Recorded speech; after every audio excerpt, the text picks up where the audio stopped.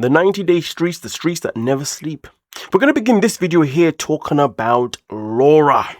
So as you can see here, Laura has given us a new update of her before and after look.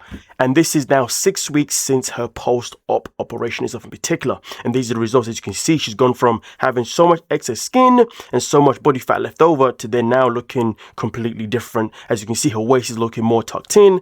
I mean, I guess the reward would be snatched. But Laura also comes in the description section by letting us know and saying 17 pounds of excess skin removed, 17 pounds, and 85 pounds of loss in general. All right. And also talks about how it's now a whole new lease on life. At just 48, Laura was living with severe skin folds that limited her mobility and caused daily pain. And I can't imagine what that pain would have been like. Today, at just 6 weeks post-op from her extended tummy tuck, look at that snatched by combining vertical and horizontal muscle application, our internal corset, okay, technique with liposuction, I completely restored her core and contour, all safely performed in under 4 hours. Of course, this is a comment that has been combined by Better Call Saul MD, which is so freaking funny. But anyway, it is what it is. Her recovery is well underway and her confidence is already off the charts. Okay, now listen, end of the day, congratulations to Laura for obviously having a successful surgery, because these surgeries are not for the lighthearted. These surgeries are not something that can just happen and you're going to be a-okay. All right, there's a lot of things that could go wrong, but luckily for herself, she stuck to a clinic that she believed in Beverly Hills. But remember, originally she was meant to get the surgery in Turkey, but then she changed to one in Beverly Hills instead. And obviously, as you can see, the job has been brilliant so far. The only thing that we can hope is that there will be no complications moving forward. But either way, though, definitely great work that has been done here by Laura. Let me say by the surgeon, obviously, and obviously Laura's obviously looking a whole lot better now than before, regarding the fact that she's now got a whole lot of weight shifted away. Do you see what I'm saying? And hopefully that is going to help reduce her pain. Now, with that being said, folks, we're now going to move on to the next one.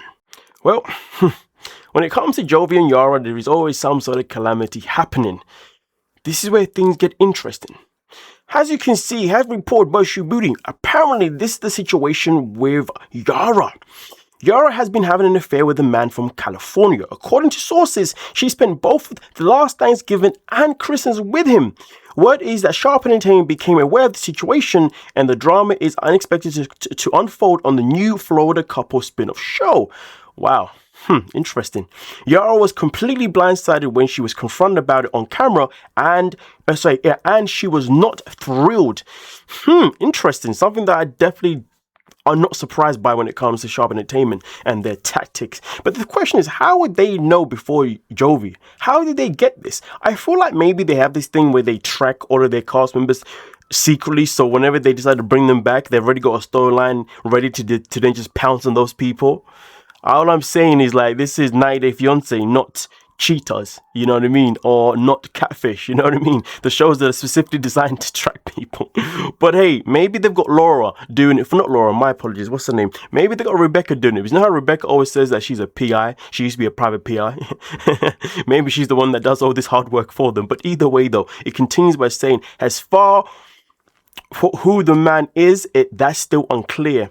Also, fun fact, Yara doesn't follow Jovi right now on Instagram, and Elise has been seen filming alongside Jovi several times now in both Miami and New Orleans in the last several weeks for the same spin-off. P.S. I like Kara. Listen, it is what it is, you know what I'm saying? Well, with that being said, the question is, folks, is that do you believe this to be true? Do you think that they have strength behind this information? That's where things, I guess, become a little bit more interesting, because when it's come to Jovi and Yara, for years, many of us have believed that this couple should have probably ended a long time ago. In fact, the first time that I saw them on screen, I didn't think they were going to last, but they found a way to make it work. And honestly, I've been surprised how long they've lasted for. So really and truly, a part of me, being naive to what I expected a long time ago, I feel like this is true. But at the same time, though, they lasted longer than I ever expected, so this may not be true. But then there's also the flip side, where maybe this could just be a PR stunt that is being done by 90 Day up to promote the new show. Because to be fair, couples do always do some sort of calamity before a show happens. And to be fair, the calamity that happens, isn't necessarily always fake news. Sometimes it generally is real news. It's literally what's happening. Do you know what I mean? But either way, let's see obviously how this pans out on the new season of 90 Day Florida. Well, we don't know the name right now, but we're just going to call it that for this time being. But hey, let me know your thoughts in the comment section, folks. And now let's move on to the next one. So this one right here is an update regarding the situation with Patrick and Thais. So as we can see, as reported by Star Chasm, the last time we spoke about these two was when Thais did her counterclaim back in June 17th. And now, since then, Patrick has now had a new lawyer. So obviously now had a new attorney, shall I say, Kurt A. Smith of Smith Legal Group, okay? And also filed a notice of appearance on July 31st prior to retaining Mrs. Smith. And also on the same day the notice of appearance was filed, Patrick's new lawyer filed an answer to Thais' counterclaim. Now, when it comes to the counterclaims in particular, Patrick's answer doesn't include any new information, claims, or allegations. The filing admits most of the claims made by Thais in her filing, but denies 8 of them. All right. Now, when it comes to the 8 of them, we're going to cover some of them and not all of them. The ones that I feel like necessarily need to be covered, right? And then also it continues here by talking about among the claims that Patrick admits are both parties are fit and proper to be awarded joint legal and physical custody of the 3-year-old daughter, Alicia, which is absolutely fantastic if you ask me personally. But when it comes down to the 8 that was actually denied, as you can see, all the 8 that had to denied are financial in nature, including issues with child support, spousal support, and also existing assets. All right, and obviously down here is where we have all 8 that have been explained. All right, now, with that being said, the first one itself in particular is that the court should order and calculate child support. All right, so that's one obviously that definitely needs to be mentioned here. And then there's also number 2 that says that there are child support arrears owed by plaintiff. Now again, these are the things that Patrick is actually denying. Then there's also that there may be retirement accounts to be adjudicated by the court. The same accounts and descriptions of which are known to defendant and counter complainant at this time. Then we also move on to number 4. This one is talking about him also denying that there are community debts of the parties to be adjudicated by the court. The same accounts and descriptions are of which are unknown to defendant and complainant at this time. Then number 5 itself here talks about how he's also denying that in the event of the plaintiff / counter defendant has taken sole control of the community assets, community bank accounts, and other community funds in order to conceal or hide these funds to avoid an equitable distribution of the community assets, the plaintiff / counter defendant should provide full and complete accounting of all community assets, investments, and funds, along with bank account statements to compensate defendant and counter complainant for any loss of these community funds. Then number 6 also moves on to say that in the event of the plaintiff, a counter defendant has or will engage in acts individually or together with others that may constitute material waste of community assets.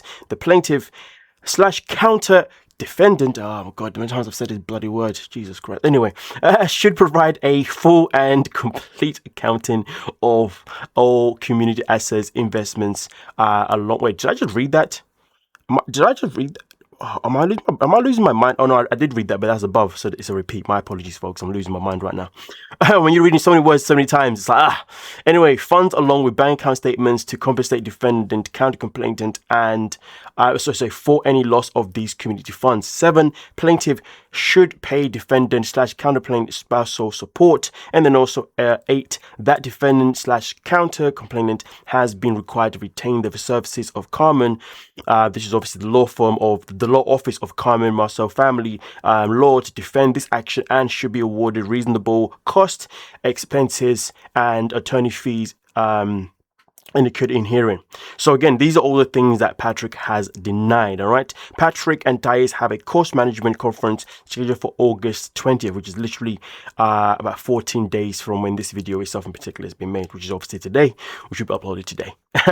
So a lot of things is obviously happening with Patrick and Thais, and this is where it's at this moment in time. Not too much is happening right now. Obviously, we still got to wait and see obviously what happens once things proceed a little bit further along the line. But either way though, shout out to Starcast for obviously giving us the update.